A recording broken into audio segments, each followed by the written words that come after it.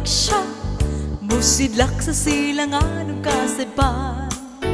Di gumuni yata ng mga matarong, pagbanhawon ang tuwa sa lubong.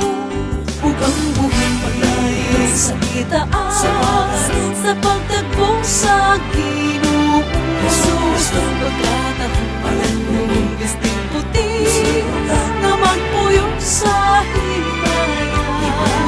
Ang binibig sa gilid iyang nagpusigo, dito sa iyang puloy siyang sugat sa ngatan ng kabala, dito sa iyang gingharian. Ang Ginoo nag-ingon nga mo balik siya, aron sa pagtigom sa mga balaan. Sa usa ka pagpilok puhi alidan, sigon sa asoy sa kasulatan. Ug ang buhing paglayo sa kitaan, sa pagtagpo sa Ginoo Jesus. Pagkatahong palanong gisting puti, na magpuyong sa himaya. Ang binibig sa gilid iyang nagpusigo, dito sa iyang puloy siyang sugat sa ngatan ng kabala, dito sa iyang gingharian. Matuod mga tagna atong nakita, ug wala nila inyang paanhiun. Sa mga Isaak mitagpo kang Rebecca, inguni ni ang kahintang.